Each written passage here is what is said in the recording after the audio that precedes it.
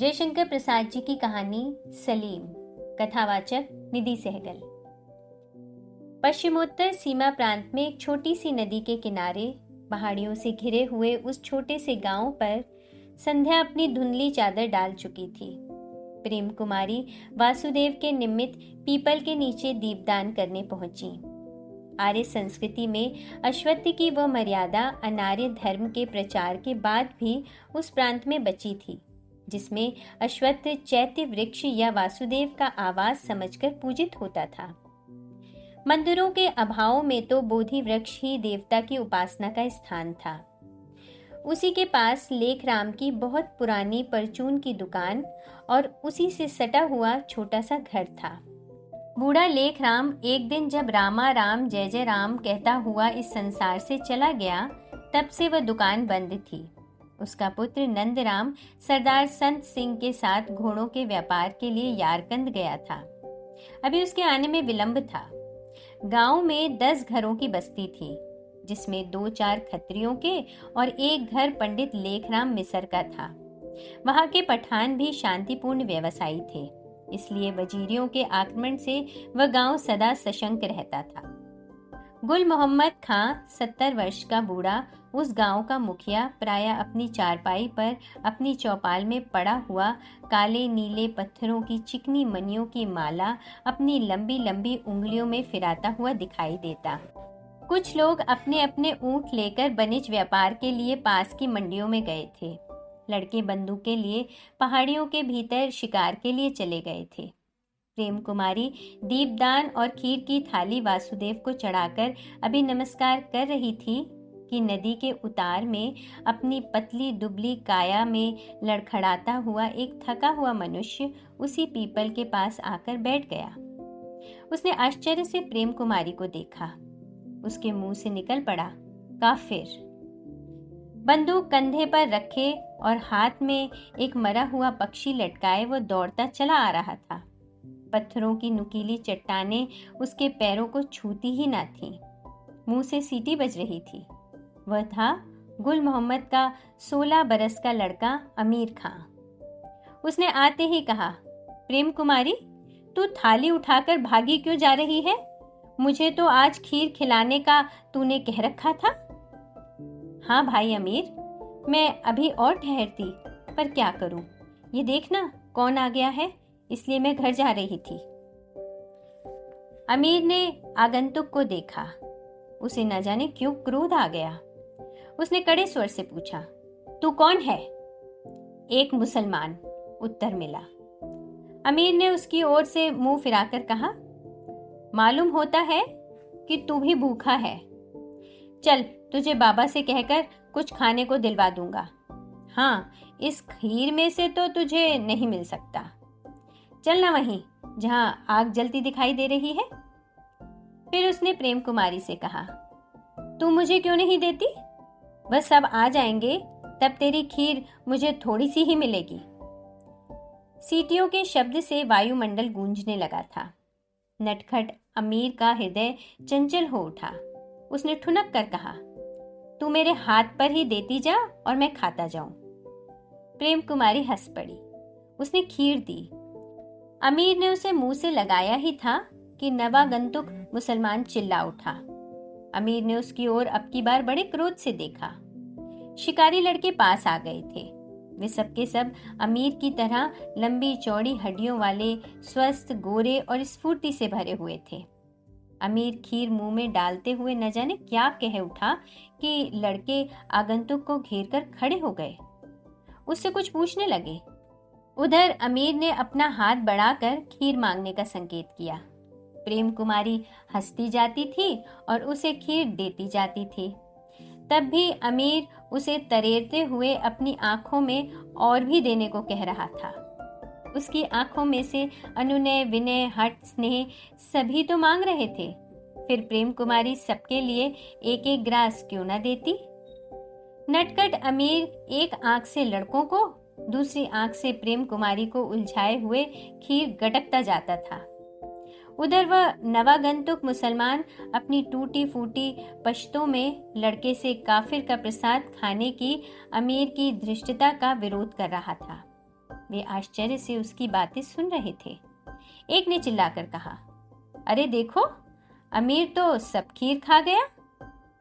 फिर सब लड़के घूमकर अब प्रेम कुमारी को घेर कर खड़े हो गए।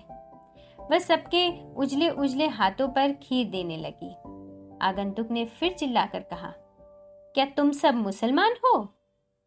लड़कों ने एक स्वर से कहा, हाँ, पठान, और उस काफिर की दी हुई। ये मेरी पड़ोसन है, एक ने कहा। ये मेरी बहन है, दूसरे ने कहा।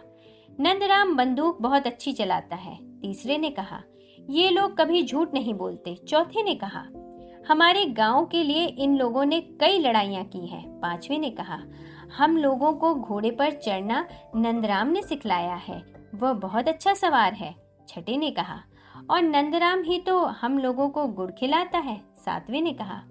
तुम चोर हो, ये कहकर लड़कों ने अपने अपने हाथ की खीर खा डाली और प्रेम कुमारी हंस पड़ी। संध्या उस पीपल की घनी छाया में पुंजीभूत हो रही थी। पक्षियों का कोलाहल शांत होने लगा था। प्रेम कुमारी ने सब लड़कों से घर चलने के लिए कहा। अमीर ने भी नवागंतुक से कहा, तुझे भूख लगी हो तो हम लोगों के साथ चल। किंतु वह तो अपने हृदय में विष से छटपटा रहा था। जिसके लिए वह हिजरत करके भारत से चला आया था, उस धर्म का मुसलमान देश में भी यह अपमान। वह उदास मुंह से उसी अंधकार में कट्टर दुर्दांत वजीरियों के गांव की ओर चल पड़ा। नंदराम पूरा 6.5 फुट का बलिष्ठ युवक था। उसके मस्तक में केसर का टीका न लगा रहे तो कुल्हा और सलवार में वह 16 आने पठान ही जचता। छोटी छोटी भूरी मूछें खड़ी रहती थी। उसके हाथ में कोड़ा रहना आवश्यक था। उसके मुख पर संसार की प्रसन्न आकांक्षा हंसी बनकर खेला करती। प्रेम कुमारी उसके हृदय की प्रशांत नीलिमा में उज्जवल बृहस्पति ग्रह की तरह झिलमिलाया करती थी। आज वह बड़ी प्रसन्नता में अपने घर की ओर लौट रहा था। संत सिंह के घोड़े अच्छे दामों में बिके थे। उसे पुरस्कार भी अच्छा मिला था। वह स्वयं अच्छा घुड़सवार था। उसने अपना घोड़ा भी अधिक मूल्य पाकर बेच दिया था। रुपए पास में थे। वह एक ऊंचे ऊंट पर बैठा हुआ चला आ रहा था। उसके साथी लोग बीच की मंडी में रुक गए थे, किंतु काम हो जाने पर उसे तो प्रेम कुमारी को देखने की धुन सवार थी। ऊपर सूर्य की किरणें झिलमिला रही थीं। बीहड़ पहाड़ी पथ था। कोसों तक कोई गांव नहीं था। उस निर्जनता में वह प्रसन्न होकर गाता आ रहा था। वह पथिक कैसे रुकेगा जिसके घर के किवाड़ खुले हैं और जिसकी प्रेममयी युवती स्त्री अपनी काली आंखों से पति की प्रतीक्षा कर रही है। बादल बरसते हैं, बरसने दो। आंधी उसके पथ में बाधा डालती है, वह उड़ जाएगी। धूप पसीना बहाकर उसे शीतल कर लेगा। वो तो घर की ओर आ रहा है। उन कोमल भुज लताओं का स्निग्ध आलिंगन और निर्मल दुलार प्यासे को निर्झर और बर्फीली रातों की गर्मी है। पथिक, तू चल चल, देख तेरी प्रियतमा की सहज नशीली आंखें तेरी प्रतीक्षा में जागती हुई अधिक लाल हो गई हैं। उनमें आंसू की बूंद न आने पावे।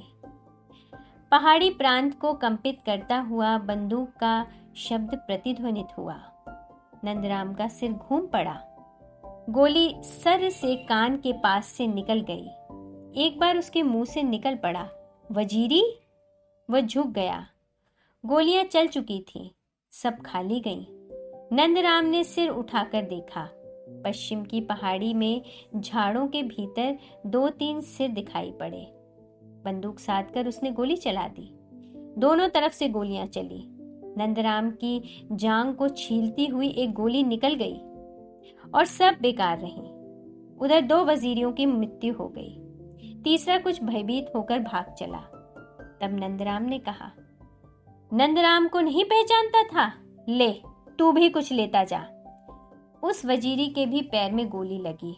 वह बैठ गया और नंदराम अपने ऊंट पर घर की ओर चल पड़ा। सलीम नंदराम के गांव से धर्मोन्माद के नशे में चूर इन्हीं सहधर्मियों में आकर मिल गया था।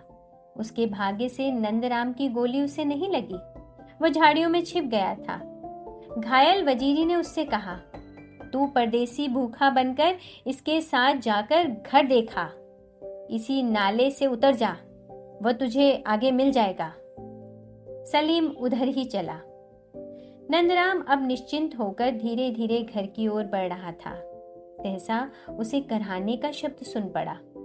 उसने ऊंट रोककर सलीम से पूछा, क्या है भाई, तू कौन है? सलीम ने कहा, भूखा परदेसी हूं, चल भी नहीं सकता, एक रोटी और 2 घूंट पानी। नंदराम ने ऊंट बिठाकर उसे अच्छी तरह देखते हुए फिर पूछा, तुम यहाँ कैसे आ गए? मैं हिंदुस्तान से हिजरत करके चला आया हूँ। अहो भले आदमी, ऐसी बातों से भी कोई अपना घर छोड़ देता है। अच्छा आओ, मेरे ऊंट पर बैठ जाओ।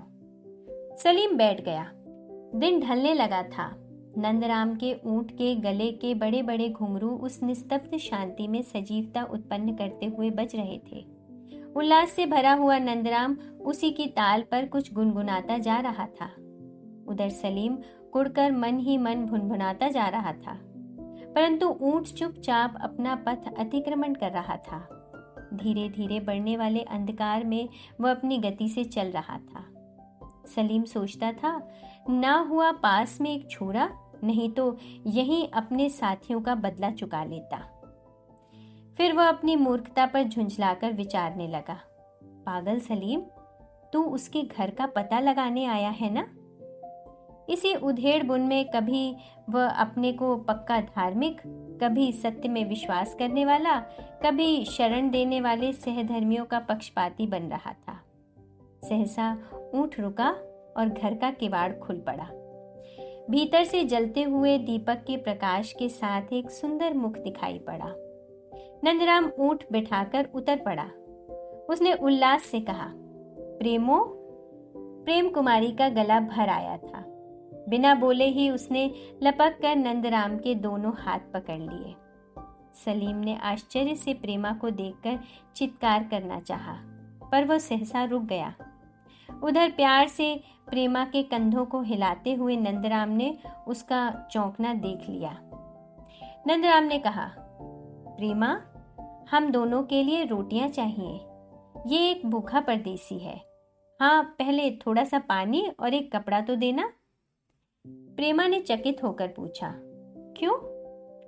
यूं ही कुछ चमड़ा छिल गया है, उसे बांध लूं। अरे, तो क्या कहीं लड़ाई भी हुई है? हाँ, 3-4 वजीरी मिल गए थे। और ये? कहकर प्रेमा ने सलीम को देखा। सलीम भय और क्रोध से सूख रहा था। घृणा से उसका मुख विवर्ण हो रहा था। एक हिंदू है, नंदराम ने कहा। नहीं, मुसलमान हूं। ओहो, हिंदुस्तानी भाई, हम लोग हिंदुस्तान के रहने वालों को हिंदू ही सा देखते हैं, तुम बुरा न मानना। कहते हुए नंदराम ने उसका हाथ पकड़ लिया। वो झुंझला उठा और प्रेम कुमारी हंस पड़ी। आज की हंसी कुछ दूसरी थी। उसकी हंसी में हृदय की प्रसन्नता साकार थी। एक दिन और प्रेमा का मुस्काना सलीम ने देखा था। तब जैसे उसमें स्नेह था, आज थी उसमें मादकता। नंदराम के ऊपर अनुराग की वर्षा। वो और भी जल उठा। उसने कहा, काफिर, क्या यहाँ कोई मुसलमान नहीं है? है तो, पर आज तो तुमको मेरे यहाँ ही रहना होगा, दृढ़ता से नंदराम ने कहा। सलीम सोच रहा था घर देखकर लौट आने की बात, परंतु ये प्रेमा, ओह कितनी सुंदर, कितना प्यार भरा हृदय, इतना सुख। काफिर के पास यह विभूति, तो वह क्यों ना यहीं रहे, अपने भाग्य की परीक्षा करके देखे। सलीम वहीं खा पीकर एक कोठरी में सो रहा और सपने देखने लगा। उसके हाथ में रक्त से भरा हुआ छुरा है। नंदराम मरा पड़ा है।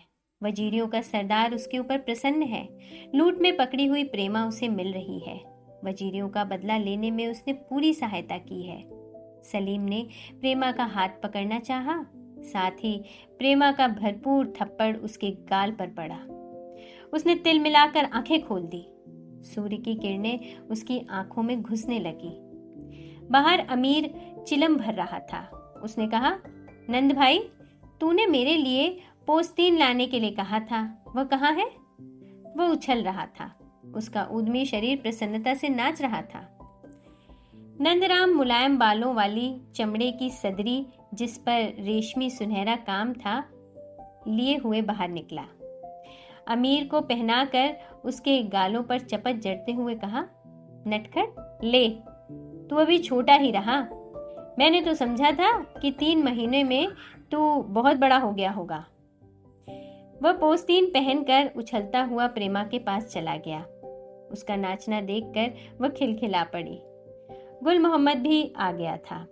उसने पूछा, नंदराम, तू अच्छी तरह रहा? हाँ जी, यहीं आते हुए कुछ वजीरियों से सामना हो गया। 2 को तो ठिकाने लगा दिया, थोड़ी सी चोट मेरे पैर में भी आ गई। वजीरी कहकर बूढ़ा एक बार चिंता में पड़ गया। तब तक नंदराम ने उसके सामने रुपयों की थैली उलट दी। बूढ़ा अपने घोड़ों के दाम को सहेजने लगा। प्रेमा ने कहा, बाबा, तुमने कुछ और भी कहा था, वो तो नहीं आया। बूढ़ा त्योरी बदलकर नंदराम को देखने लगा। नंदराम ने कहा, मुझे घर में अस्तबल के लिए एक दालान बनाना है, इसलिए बालियां नहीं ला सका। नहीं नंदराम, तुझको पेशावर फिर से जाना होगा। प्रेमा के लिए बालियां बनवा ला, तू अपनी बात रखता है। अच्छा चाचा, अब की बार जाऊंगा तो ले ही आऊंगा। हिजरती सलीम आश्चर्य से उनकी बातें सुन रहा था। सलीम जैसे पागल होने लगा था। मनुष्यता का एक पक्ष वह भी है जहां वर्ण, धर्म और देश को भूलकर मनुष्य मनुष्य के लिए प्यार करता है। उसके भीतर की कोमल भावना, शायरों की प्रेम कल्पना चुटकी लेने लगी। वह प्रेम को काफिर कहता था। आज उसने चपाती खाते हुए मन ही मन कहा, बुते काफिर। सलीम घुमकड़ी जीवन की लालसाओं से संतप्त, व्यक्तिगत आवश्यकताओं से असंतुष्ट युक्त प्रांत का मुसलमान था। कुछ न कुछ करते रहने का उसका स्वभाव था। जब वो चारों ओर से असफल हो रहा था, तभी तुर्की की सहानुभूति में हिजरत का आंदोलन खड़ा हुआ था। सलीम भी उसी में जुट पड़ा। मुसलमानी देशों का आतिथ्य कड़वा होने का अनुभव उसे अफगानिस्तान में हुआ। वह भटकता हुआ नंदराम के घर पहुंचा था। मुस्लिम उत्कर्ष का उबाल जब ठंडा हो चला, तब उसके मन में एक स्वार्थपूर्ण कोमल कल्पना का उदय हुआ। वह सूफी कवियों सा सौंदर्य उपासक बन गया। नंदराम के घर का काम करता हुआ वह जीवन बिताने लगा। उसमें भी बुते काफिर को उसने अपनी संसार यात्रा का चरम लक्ष्य बना लिया। प्रेमा उससे साधारणतः हंसती बोलती और काम के लिए कहती। सलीम उसके लिए खिलौना था। 2 मन 2 विरुद्ध दिशाओं में चलकर भी नियति से बाध्य थे एकत्र रहने के लिए।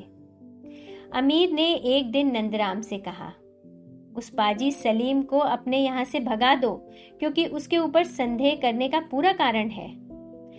नंदराम ने हंसकर कहा, भाई अमीर, वह परदेश में बिना सहारे आया है, उसके ऊपर सबको दया करनी चाहिए। अमीर के निष्कपट हृदय में ये बात न जची। वह रूठ गया। तब भी नंदराम ने सलीम को अपने यहाँ रहने दिया।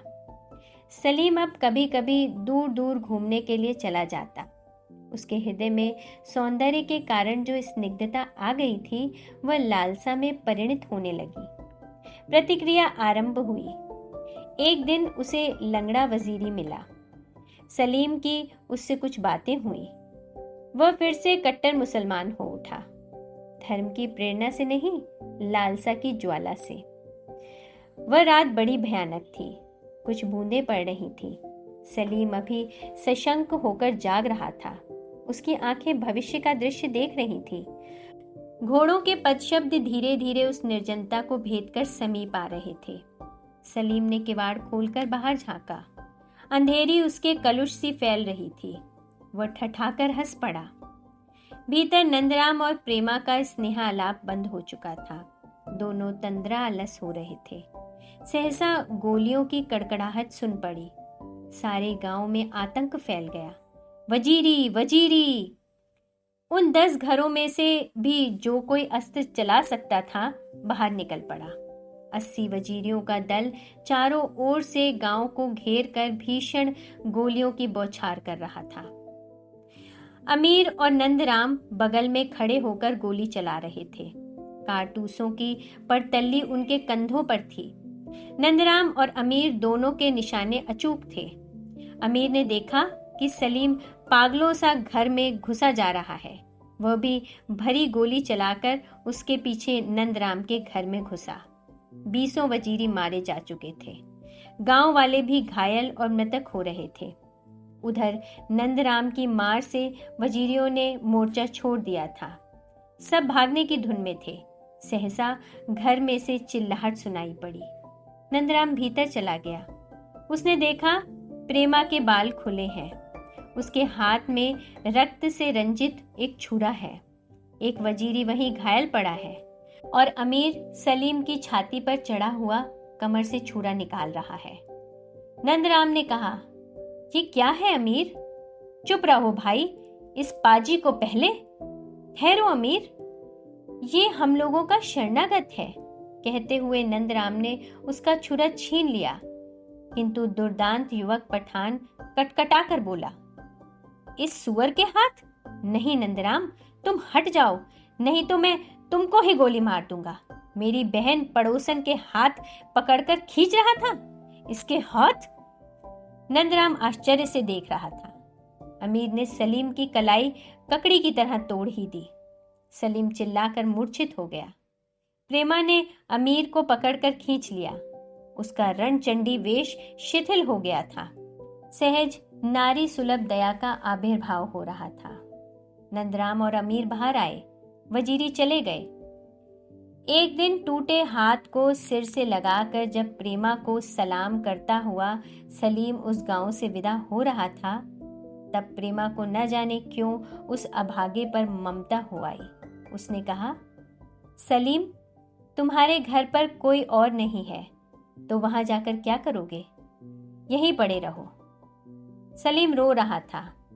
वह अब भी हिंदुस्तान जाने के लिए इच्छुक नहीं था, परंतु अमीर ने कड़क कर कहा, प्रेमा, इसे जाने दो। इस गांव में ऐसे पाजियों का काम नहीं। सलीम पेशावर में बहुत दिनों तक भीख मांगकर खाता और जीता रहा। उसके बुते काफिर वाले गीत को लोग बड़े चाव से सुनते थे। जयशंकर प्रसाद जी की कहानी सलीम। कथावाचक निधि सहगल।